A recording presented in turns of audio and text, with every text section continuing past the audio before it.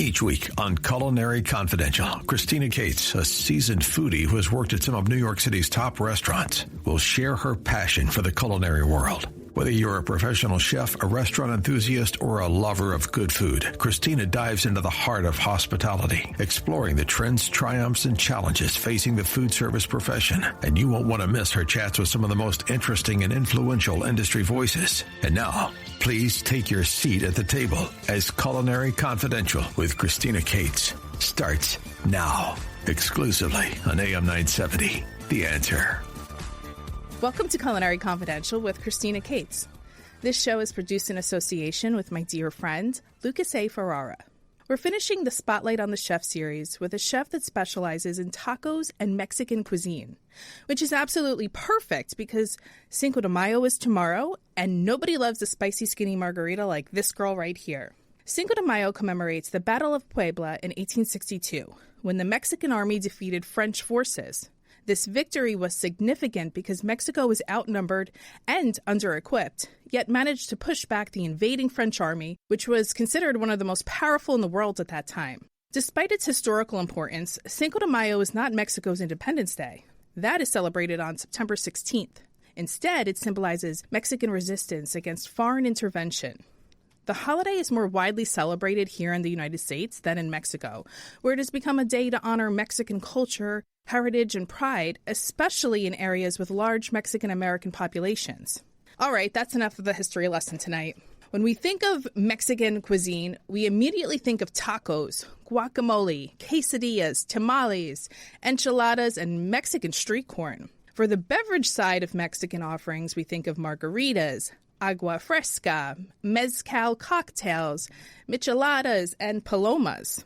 There's a saying swirling around the internet and social media these days that says, I don't know the secret to happiness, but I've never been sad in a Mexican restaurant.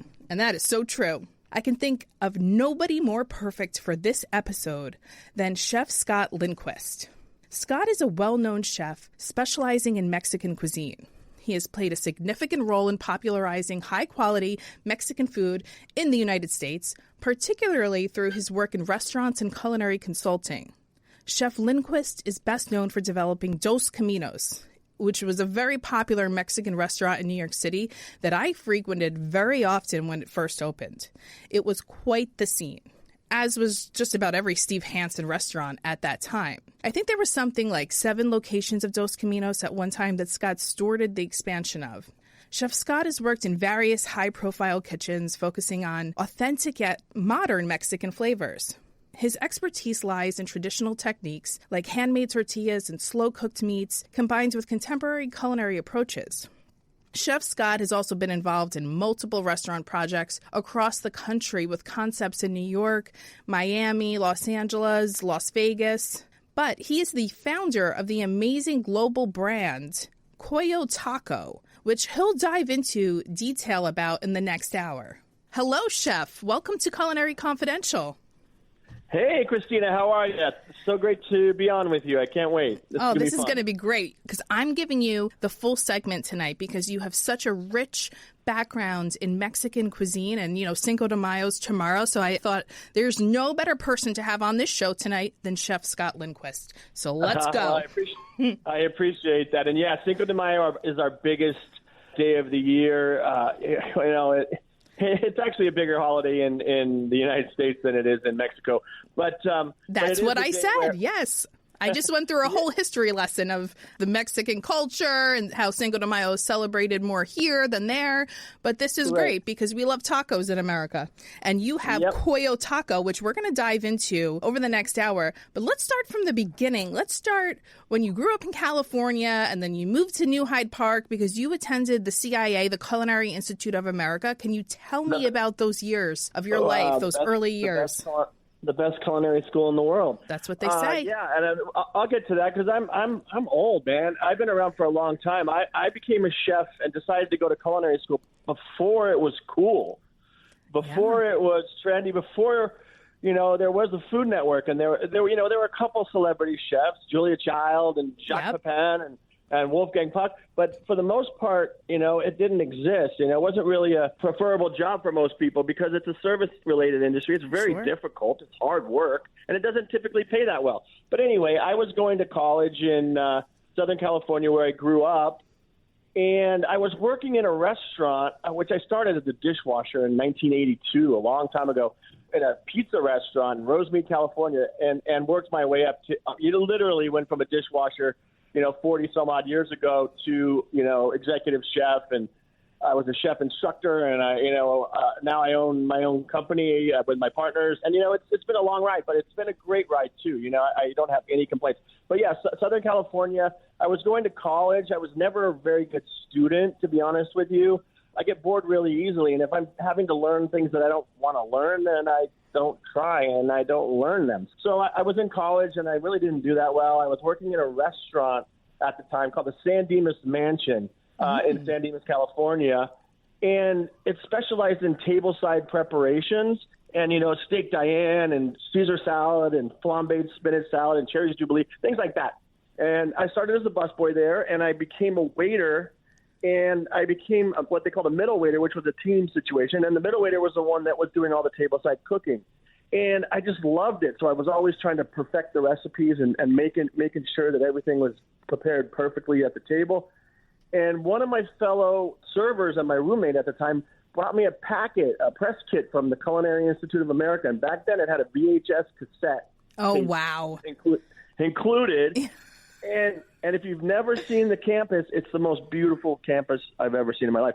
And from that day forward, I said, you know what? This is what I'm going to do. And he inspired me, and the Culinary Institute inspired me. And in 1990, I left California to live in New York, and the first time ever living outside of California. So that's how it started. And that was a long time ago. I find that so interesting because a lot of times if you start as a dishwasher, you kind of stay in the back of the house. You don't always cross to the front of the house to be part of the service team, but you kind of bounced back and forth, and then ultimately, as we know in your career, wound up as an executive chef and an entrepreneur in the restaurant world. But you don't hear a lot of that.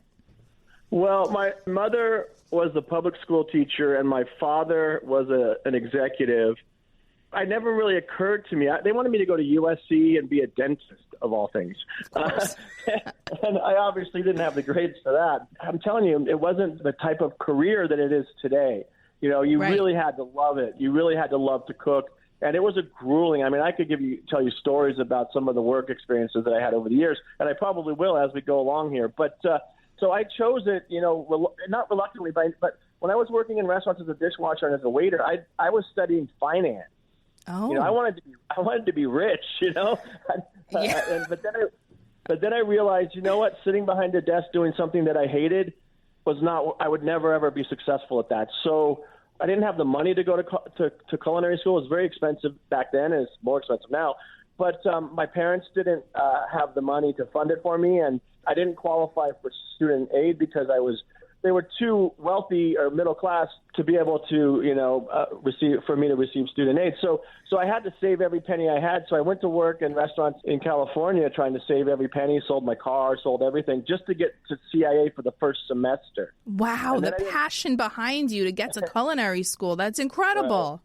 And then I didn't have any money for the second semester, but I turned 25, which made me independent so I could receive student aid. So it all worked out, kind of miraculously. But I didn't even know once I got there if I was going to be able to go past the first semester because I didn't know about financing. Oh, I love this story. I graduated. It was still to this day. I've had many great years. I love what I do, still love what I do to this day. But the CIA was 2 of the best years of my life. And how I describe it is like a child. I grew up in Southern California, so I went to Disneyland. That's what we did for when you're a kid. That's what you want to do when you want to go. It was like waking up and going to Disneyland every single day for me. Aww. When you told your parents you wanted to go to culinary school, were they disappointed? My mom cried. And not happy tears. No, they weren't happy tears. And because I honestly failed out of college, she wasn't really that confident that I was going to be successful at this either. So, she was a little worried about me, to be honest. Yeah, and especially across the country out of, her watchful eye, making sure you get to class and things.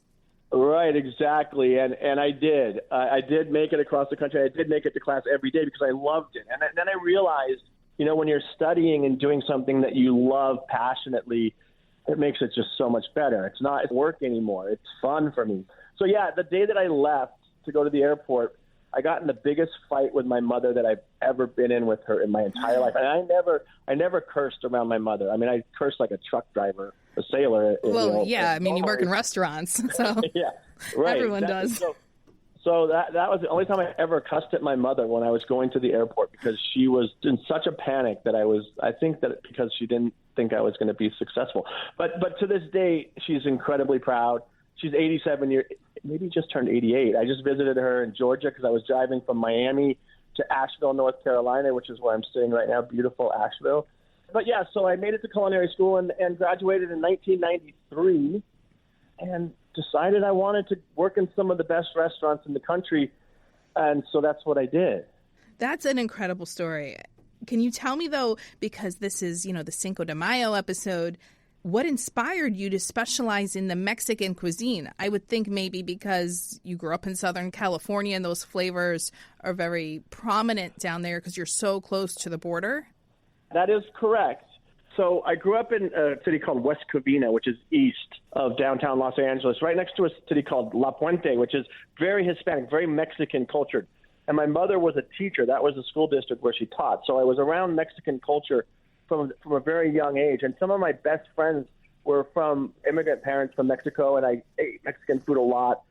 We didn't have a lot of money, so we would take our Winnebago to Ensenada in Mexico for vacation. So I grew up with a lot of Mexican culture because everyone says, you're a gringo. Why do you cook Mexican food? And I'm like, because my heart and my soul are Mexican, But when I graduated from culinary school, that wasn't my initial choice. I started working in restaurants. I worked at Boulevard in 1993 when it first started. I don't know if you know Boulevard, Nancy Oaks in San Francisco.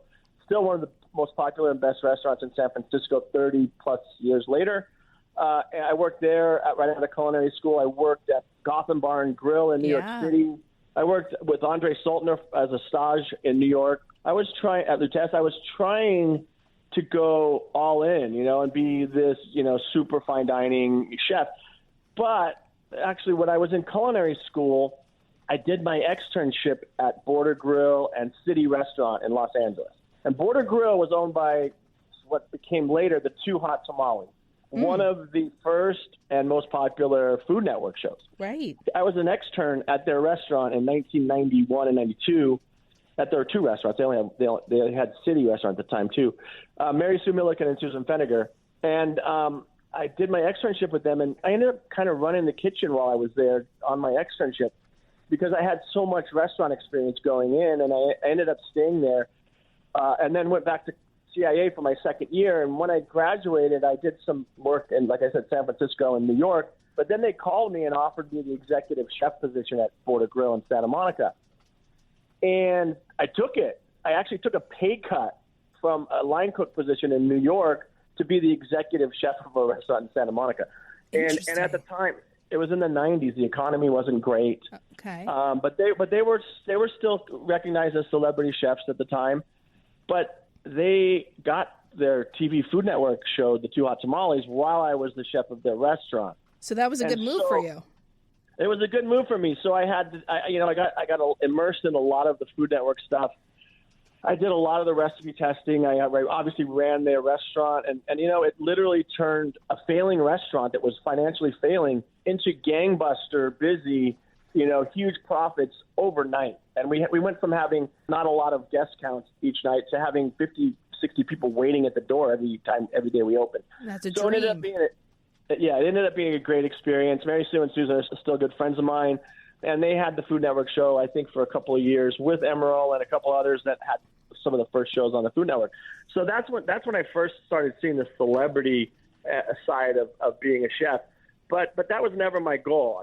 Being a celebrity, if part of it, if that comes with what I do, which is my passion, is running restaurants and cooking, I love being on the line. I love working on recipes in the kitchen and presenting them to the guests on a daily basis. That's what I do. Even to this day, you're still working the line. That's right, I do, and wow. I love working the egg station on brunch. But it's a busy station. So full circle, that's how I started cooking Mexican food. I never really thought there was a market for it, a white gringo chef cooking Mexican food. Yeah. But then, my next move was after that was to New York City, a restaurant called Arizona 206, which was considered Southwestern at the time. And it was actually a very famous 3-star New York Times 3-star restaurant. I was a chef there, and that, basically when it sealed the deal. Southwestern cuisine is just border cuisine, but I looked at it as, Mexican food with a little bit of American influence. But anyway, so that happened, and then Dos Caminos. I started Dos Caminos in 2002 in New York City with Steve Hansen. Yep, still there to this day. It's not owned by B.R. Guest or Steve Hansen any longer. It's Landry's, right? Tillman Fertitta. Landry's, yep. Buying up all the restaurant concepts. Yeah, I'm not going to talk about that. Me either. Because it was my, again, it was something my pride and joy at the time. We opened on Park Avenue, and then we opened 5 stores in New York, 1 in Vegas, 1 in Atlantic City, 1 in Fort Lauderdale. So anyway, it was a great experience. Did that for 10 years, and the company was sold, and I moved on in 2012. Right, and that's why I want to mention, that's how I know you, from Shayna Nestor. She put me in touch with you because you both worked at BR Guest together. And that's right. I got to give a shout out to Shayna because she's so supportive of the show. She was a guest on the 2nd episode. She constantly is messaging me, emailing me, saying, you have to have this person on the show. You have to have this person. She just knows everybody. And I know you guys are in talks right now connecting more people for your brand. But shout out to Shayna because she brought Christina and Scott together tonight.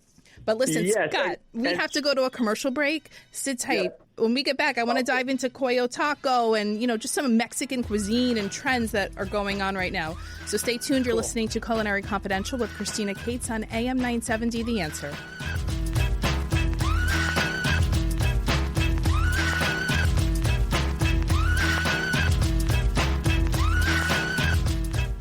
Over the last 30 years, Newman Ferrara, a New York City law firm, has evolved into a national practice focused on real estate, commercial, litigation, civil rights, class actions, and other complex litigation, representing many of the city's largest property owners, managing agents, and thousands of tenants. Newman Ferrara handles some of the nation's most significant class actions and civil rights matters. Newman Ferrara at 1250 Broadway in New York City. Go online to newmanferrara.com.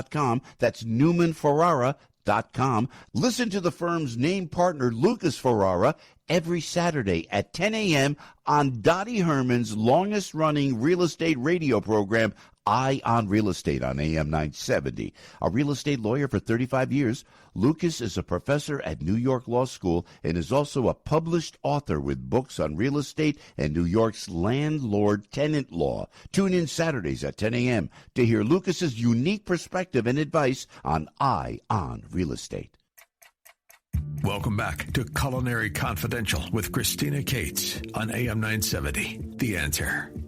Okay, we're back. I'm back with Chef Scott Linquist, owner and creator of the famous Coyo Taco concept out of sunny South Florida that is now an established global brand. Chef, welcome back to the show. So happy to be here. This is super fun. Oh, you're so good at this, by the way. It's like you do this all the time, these kinds of interviews. You don't even need me here tonight. I just talk too much. Yeah, I'm trying. I love it. You can just interrupt me if you want to get a word in. I just go and go. No, and go. You have great stories. I'm not interrupting ever. All right, let's talk about Coyo Taco. Started in South Florida. We know it's an international concept now, but I want to know, what was your vision when you co-founded this concept? Wow, that's a good question. So my vision, honestly, I was kind of, after Dos Caminos in 10 years, I was kind of like, okay, maybe there isn't really that much room for me in this Mexican world. And wait, why would you think that, by the way? Why would you think there isn't much room for you? Because there wasn't a ton of high-end Mexican concepts or even high-end fast casual concepents on the market. I guess because I couldn't really find anything. I went back to Los Angeles, actually, after I left Dos Caminos. And I went to work with Harry Morton, of all people, at Pink Taco when they opened on Sunset Boulevard in Hollywood. Harry Morton, unfortunately, he passed away since. But his father, obviously founder of Hard Rock and Hard Rock Hotels, and his uncle was Morton Steakhouse and all this. So, I figured, this is a great restaurant family. Maybe we can do something with this restaurant. Well, it didn't work out so well. And then, I was kind of floundering around trying to figure out how I could continue doing, pursuing my passion and cooking Mexican food. But honestly, being a chef, it's really hard because if you don't have money, or if you don't have rich parents, or if you don't have rich friends and family, you don't have a restaurant. Right. You're working for the man. Yep. And honestly, it's really, really hard. The only way to really get your own restaurant, if you don't have personal funding, is to work your butt off and convince some people to believe in you enough to give you some money to open a restaurant. And that's kind of how this happened. I met my partners. I was consulting for a restaurant in Miami. Never intended to stay. I was planning on moving back to New York City. Thank God I didn't. But planning to move back to New York City. I love New York City, don't get me wrong, but I'm glad I didn't. It's not the same as it used to be. But anyway, I agree. So I was consulting for a restaurant, Barton G Restaurants of all things. Oh, okay. In Miami Beach. Interesting concept. And flashy. That was like a flashy restaurant. Right. Everything was extravagant. Right. It was crazy. And I did it, and Barton was a brilliant sort of visionary and crazy. I mean, hard to work with. Crazy, sorry, that's not a good definition, but difficult to work with. Anyway, I did that because I thought it was so outside of the box compared to what I had done previously, and I always want to be learning. Yeah. So I did learn a ton from that concept and that brand. I did that as a consultant for a year. I was their culinary director. I opened their location in Los Angeles. And I met my partner, Sven, who was the general manager at Barton G at the time. And he randomly came up to me and said, I don't know if I should ask you this because you're, basically my boss, but I'm working on this Mexican taco shop. And he said, I Googled you and I saw that you did Dos Caminos and you wrote this cookbook, Mod Mex, and all this, and you specialize in Mexican cuisine. Would you be interested in doing this with us? And I said, hell yeah. Let's do it. Absolutely. And so they had already done a lot of the legwork. They had a location that was being built out or almost ready to build out in Wynwood, which has become this huge hot spot. It was good timing in Miami. The art district, which really kind of is quintessential to who we are. I mean, art at live, we do DJs and music. So the whole sort of arts and entertainment is part of our thing. And obviously food, it plays into that. I look at food as a form of art as well. So we worked on it, and it was supposed to be, because I was making a lot of money. It's hard when you work as a chef, it takes a long time to start making money. Mm-hmm. I worked my first few jobs in New York. I lived with 3 other dudes in a 1-bedroom apartment. That's what you got to do. You sleep on the floor, you sleep on the couch, you do whatever you have to do to make ends meet, making $400 a week or $500 a week. Right. So anyway, I was finally making money, and I was like, wow, this is nice actually having a decent apartment and a car and things like that. And no roommates. And no roommates, right.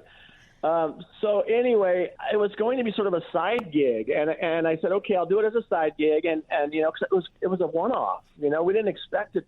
I kind of expected it, but no one really knew what the future was. When you open one restaurant, your first one, you don't expect it to blow up the way that Coyo did, Yeah. And so I said, I'm going to keep my day job, but let's do this, and I'll do it. I'll put in whatever time I need to on my, my days off and my after work and before work or whatever. But honestly, it started rolling like a freight train down this track. And prior to opening, I said, I got to quit my job, my day job, and that was paying me a lot of money to start Coyo, where we made zero. And I had just gotten a divorce, and she took me for everything. So I had no money. I had no money. And again, I called my mom, who cried again, and I said, you know what? I'm quitting my job, and I'm going to start this taco shop and nightclub, speakeasy. And if it doesn't work out, I might be sleeping in my car. And she bawled and cried, and I said, but then she supported me, and luckily it worked out, honestly. And we were the first taco shop really sort of, other than a couple of mom and pops here and there, that really sort of hit the Miami scene. Yeah. I mean, you established Wynwood. Wynwood is bustling now, and it's like the place to be. But at some point early on, it was a little vacant, a little desolate, not hip. Vacant to say the least. It was dangerous, actually, back then. And yeah, we were one of the first. There were a couple. There's Panther Coffee and Wood Tavern and Gramps and a few other things. But we were a central center of Wynwood, still are. We were the first taco shop in Miami to take off, and now there's 13 taco shops in Wynwood alone. Oh, you're kidding. It's ridiculous. It's ridiculous. I don't ever go into a city or a market and go, oh, there's 10 taco shops here. I got to open another one. You know, it doesn't make any sense to me. But they're all trying to compete with us because they heard how great we were doing, and they said, oh, well, go in and steal the show because we're way better than Coyo, of course. But that's what people think. And obviously they're not because wrong. They're wrong. And they're not. But anyway, so we started this together. My partners, Alan and Sven, and I put this together. We brought in investors and some of their family money because I didn't have any. And we opened this restaurant in the center of Wynwood, not knowing what the future was for Wynwood or anything. And it's completely blown up, thank God. But we tried to do a soft opening, and there was just the three of us plus, you know, a limited amount of staff and a tiny little kitchen. And we tried to do a soft opening, but it got announced on the radio and all sorts of other stuff. 11 a.m. came, we were getting ready to open. There was like 50 people waiting outside. And we're like, oh, my God, this isn't going to be a soft opening. Right. And this is a hard opening. It was the hardest of hard openings. But we literally opened the doors, and I'm no young whippersnapper. I was on the line, head down, making tacos for 15 hours a day, for the first few months. And that also included prepping and doing all the prep recipes. And this isn't, your average taco shop where we're not opening a bunch of cans. We're not buying a bunch of frozen products. We're making, 6 salsas fresh every day. Right. And we're making all of our marinades and everything is fresh from scratch. So we were literally so busy that we would have to close every day at around 2 or 3 o'clock. And literally the place would be ransacked, and we would have to close, clean up, reset, reset, and open the doors again around 5 p.m. And we did that for the first month or two. And, it's just really, lucky for us. When did Coyo Taco open originally, the first location? This is our 10-year 10 anniversary. Years. Wow. So it was right around end of November 2014. So it's just over 10 years. That's amazing. And you do have international locations. Can you talk to me about what that process is like? Because if you told me to open a restaurant tomorrow in Lisbon, I wouldn't know the first place to start. Yeah, this is another thing. Luckily for us and for Coyo has become such a landmark destination in Miami. And we do have other locations now in South Florida. We have 5, and we're working on our 6th in South Florida. But it was kind of strange because people would come from all over the world, and everyone says, oh, you got to go to Coyo. And then we would get these calls or emails constantly saying, hey, I'm from Lisbon, or I'm from Santo Domingo, Dominican Republic, or I'm from Panama City, I'm from Colombia, whatever, and saying we want to open Coyo. All over the world, literally all over the world, Poland, Tokyo, Seoul, South Korea, just all over the world, people are approaching us. So obviously we couldn't take every offer because we learned our lesson kind of the first one that we took out international, which was Santo Domingo.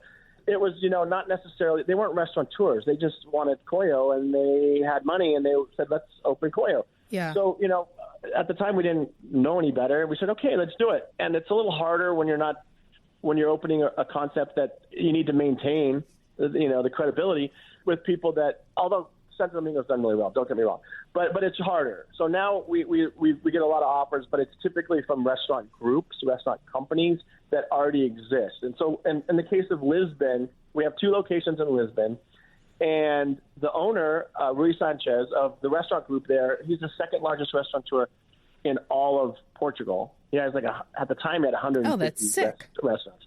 Everything from Walk and Walk to all the way up to Alma, which is the only 2 or maybe 3-star now Michelin restaurant in Portugal.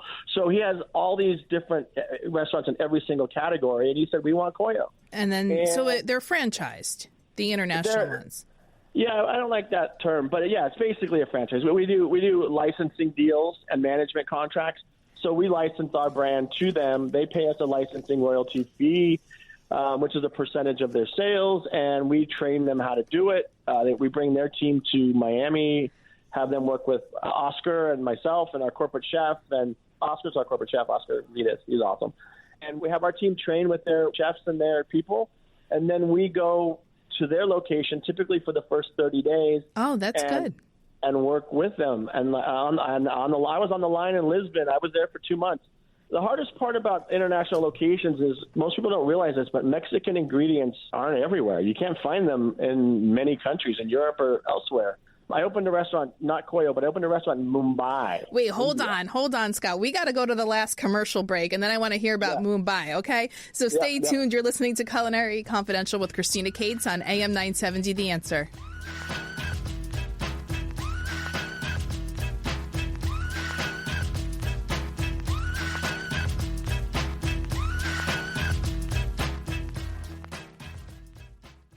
Over the last 30 years, Newman Ferrara, a New York City law firm, has evolved into a national practice focused on real estate, commercial, litigation, civil rights, class actions, and other complex litigation, representing many of the city's largest property owners, managing agents, and thousands of tenants. Newman Ferrara handles some of the nation's most significant class actions and civil rights matters. Newman Ferrara at 1250 Broadway in New York City. Go online to newmanferrara.com. That's newmanferrara.com. Listen to the firm's name partner, Lucas Ferrara, every Saturday at 10 a.m. on Dottie Herman's longest-running real estate radio program, Eye on Real Estate on AM 970. A real estate lawyer for 35 years, Lucas is a professor at New York Law School and is also a published author with books on real estate and New York's landlord-tenant law. Tune in Saturdays at 10 a.m. to hear Lucas's unique perspective and advice on Eye on Real Estate. Welcome back to Culinary Confidential with Christina Cates on AM 970. The Answer. Welcome back. Tomorrow's Cinco De Mayo, and I have Chef Scott Linquist on the show tonight talking about Coyo Taco, which is maybe the hippest taco brand in the world. I think you would agree, Scott. I would definitely agree, and our nightlife definitely makes us that. All right. Well, before the break, we were going to talk about Mumbai. Should we talk about Mumbai, or should we move into the nightlife? Well, let's talk about Mumbai quickly, and that was only leading me to what the difficulty is in opening a Mexican restaurant in a foreign country, because they don't have. I opened a restaurant called Chico, and coincidentally, I'm opening a restaurant called Chico in Asheville, North Carolina, as we speak. Right. But that being said, I opened this restaurant in Mumbai. There was zero Mexican products there, and so you have to improvise and try, and you can't sacrifice, the integrity of the product. So you have to really find ingredients. The perfect example relating to Coyo, Portugal was easier because it's right next to Spain, and in Spain you can find Mexican products. Opening in Paris was difficult. Okay. There was very few. We opened Coyo in Paris right before COVID. Literally opened on Friday, closed on Monday because of COVID. Wow. Yep. But I literally went to the cheese market in Paris, and so everyone knows, if you're French, love their cheese. The cheese market in Paris is literally like a football stadium. Mm-hmm. It's humongous. And so this is an example. I went there trying to search out cheeses, but they don't have Mexican cheese. And at Coyo, we use 4 different Mexican cheeses in a blend. Which ones? We use cotija, manchego, but it's Mexican manchego. We use menonita, which is also called Chihuahua, and we use queso Oaxaca, which is like mozzarella. So they're all different. So the cotija is pungent, kind of like pecorino. Yep. The manchego and Mexican manchego is more like cheddar. The menonita is like Monterey Jack, I guess you could say, and the queso Oaxaca is like mozzarella. So basically, I had to go through this cheese market and find similar taste profile and meltability and things like that. All these things that the flavors that are really important to us at Coyo, I had to find cheeses that were similar. And that's sort of an example of how difficult it is opening a restaurant in, say, Paris. We just opened in Medellin, Colombia. Nice. My partners, as we speak, are in London, and they are meeting with a potential partner in London to do 4 locations of Coyo in London. So look, good for you, Scott. We've been very, very lucky. And it's the cool factor, like you just said. Tacos, I do think our tacos, we hand press all of our tortillas in every store by hand. That makes a huge difference than machine-made tortillas. Even if you grind your own nixtamal for the masa, if you use a machine to press your tortillas, it's just not the same. We don't grind our nixtamal, but we do hand press every tortilla. We make everything from scratch. Our mantra is todo es fresco. Everything is fresh. We still to this day make all of our salsas and everything fresh. So that's important. So the food is part of what makes us cool, I guess. But it's our nightlife that is really what drives, at least especially in our Wynwood location. We have a speakeasy in the back. My partners, Alan and Sven, are really gurus when it comes to nightlife and music. We have Major Lazer coming to play soon. That's a huge name. Yeah. But Walshy Fire, who's part of Major Lazer, is one of our resident DJs who plays every Tuesday night in our back bar. How have I never been there? I go to Miami like every other month. Yeah, that's crazy because Walshy Fire plays every Tuesday. Oscar G, literally the pioneer of house music in Miami, plays with his crew called Merc every Monday night. We have a DJ group from Jamaica every Wednesday called Dubwise that play in reggae in our back bar every Wednesday. We have hip-hop nights. We have all different nights. On the other nights, we have different DJs that frequent our bars on a regular basis. And then we have famous DJs because my partners are very connected. We've had Diplo. We had Travis Scott. That's amazing. One of our outdoor parties. We've had a lot of famous people, the Marley Brothers, all these people that have come and played in our bar. So we've been very lucky. And honestly, the music and the nightlife is what keeps people eating tacos until 3 a.m. It's good drunk food for sure. It is. It's the best drunk food. There used to be this taco truck outside in Williamsburg, Brooklyn, and everyone would flock to it because, at 2 a.m., who doesn't want to eat a taco on your way home?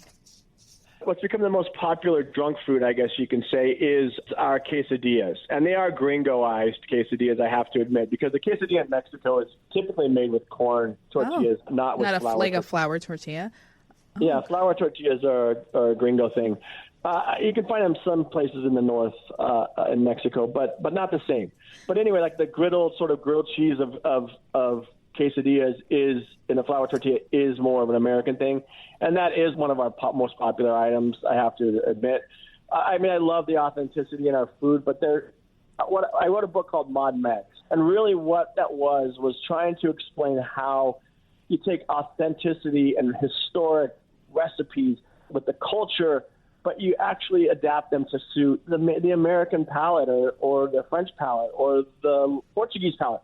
Because not everyone is like me that walks the streets of Mexico and Oaxaca or Mexico City and just eats everything that they can find on the street, greasy and delicious. That's not necessarily what sells in the U.S. So everything has to kind of be adapted to a certain extent. So we do use flour tortillas on our quesadillas, and we have burritos, which also are not they're more of a California, Texas American thing. So, we had to adapt, but we do use proper recipes for cochinita pibil, which is, a Yucatan recipe for pork that we still marinate in achiote and wrap in fresh banana leaves and cook 24 hours, slowly. We do a carnitas, a Michoacan-style carnitas. Wow. But we use duck. We use duck legs instead of pork because carnitas is a pork confit. Right. And the French version is duck confit. So we take the recipe from the typical Michoacan-style carnitas and we do it with duck legs. So we now have duck carnitas, things like that. So we do everything. We try to keep it authentic and stick to the roots of the cuisine, but we adapt it to a certain extent. I love that. Can we talk about Mexico City for a minute? Because I'm toying around the idea of going there with Shayna on a gastronomy tour. Oh my gosh! It's top 5 in the world for foodies. Oh my God! It is. Look, next to Paris, I love Paris. I'm a Francophile, and I love wine. So, and Mexico has its wine. Don't get me wrong. I love Mexican food. So no haters out there. But French, I started my career cooking French cuisine. I love French wine.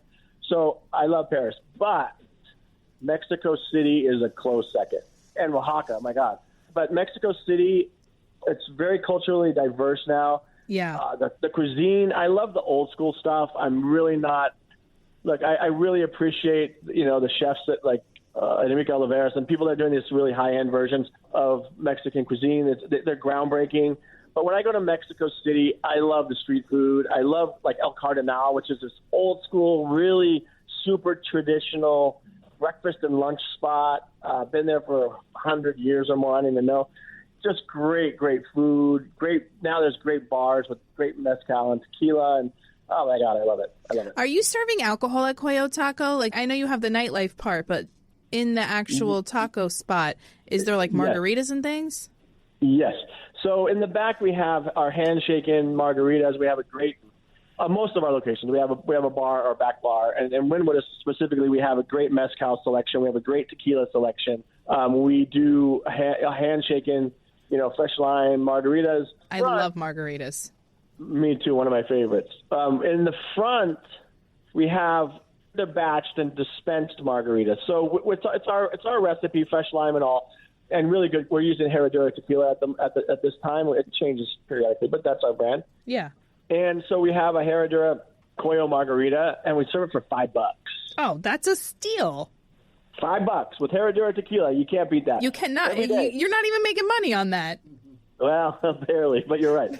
And then we have a frozen margarita, and it's a Red Bull frozen margarita. Like the energy drink? Yes. That sounds illegal. Drink. It is almost illegal. So it's a really high-octane tequila frozen margarita, and I think currently don't quote me on this, but we're using the watermelon version of Red Bull with fresh watermelon juice and lime juice and tequila, and we freeze that and we pour that out, and it comes out like a nice slushy, and it's amazing. Wow is right. Let me ask you. If you're you. partying and you're dancing, you might want a little extra caffeine to go along with your tequila. That's right. You might. What do you think is one underrated Mexican dish that you think deserves more attention? Mole. Oh. Hands down. Now, describe mole for the listeners in case they're not familiar with it. Well, mole, so Oaxaca is the land of the 7 moles, but you can find mole all over Mexico. Mole, some people say it's one of the indigenous peoples, Zapotec or Mixtec, a word that means like molido, that means it's like a puree, or that's what the word that people say the word came from. I'm not really sure about that, but mole is very diverse. There's red mole, there's black mole, there's yellow mole, there's almond mole, there's pumpkin seed mole, there's all green mole. There's all different types of mole sauce. So it has a bad rap. People think mole, and they're typically speaking of mole negro, Oaxaca mole negro, or mole poblano, which are both similar, the black mole. Mm-hmm. These black chilies, which aren't even available. The chilies that Chihuahua negro, et cetera, that make mole negro are not even available in Oaxaca anymore. They're so hard to come by. But that being said, people think it's a chocolate sauce. Right. But it is possibly the most difficult and most complex sauce in any cuisine by far. So mole negro, it has about 30 ingredients in it. It has 3 different types of dried chilies. It has nuts, seeds, spices, dried fruits, plantains, bread, lard, and the process takes typically 2 days from start to finish. I had no idea all those things were in that, and I've had mole before. I never asked what was in it, but never would I have thought like plantains and things. Yeah, it has about 30 ingredients, and all the recipes varied. Even in Oaxaca, they vary. But in my restaurant in Asheville, I'm going to have a mole menu. And I had a restaurant for a while called Olla in Miami Beach, where I had a mole tasting menu with wine pairings, because I just love mole. But it's just become, most mole, especially the mole that most people consider or know when you say mole, the black mole or mole poblano or mole negro, is so poorly made in most places, and it becomes a chocolate sauce. They just add a bunch of chocolate to it, and that's disgusting. Right. That's the mole I've had, to be honest with you. Right. Out of 30 ingredients, and I make 5 gallons at a time, I add about 8 ounces of chocolate, Mexican chocolate. So that's like 4 discs, if you know what Mexican chocolate looks like. So there's like 4 discs of chocolate that go into a 5-gallon batch. So, I mean, it's very, very minimal. But because it's a little bit sweet and it's dark chocolatey color, people think it's a chocolate sauce, and it is not. That's just a horrible description that people have come up with. But typical black mole is possibly one of the most special dishes and sauces in the entire world of cuisine, in my opinion. Well, the next time I have it, I hope you're making it for me. I will be. You come to Asheville, or I'll come where you are, and I'll make it there. But I do these events, and I come in a pristine, Bragard chef jacket and all that. And I do these events with all these other fancy chefs, and I'll make mole, and I'll literally be covered from head to toe because you have to boil it like hot lava. You have to refry it literally, so it's boiling like hot lava, and I'll have it all over me. And people look at me like I'm freaking crazy. But that's what you got to do. Scott, you were fantastic tonight. Thank you so much for coming on the show, but we are out of time. Thank you for listening to Culinary Confidential with Christina Cates, Sunday nights at 9 p.m. on AM 970 The Answer. Tune in next week for a show all about adults-only desserts. We'll hear from the boozy ice cream concept Tipsy Scoop, along with New York City's naughtiest dessert shop, Sugarwood. That's the show. Thanks for listening. Have a great night.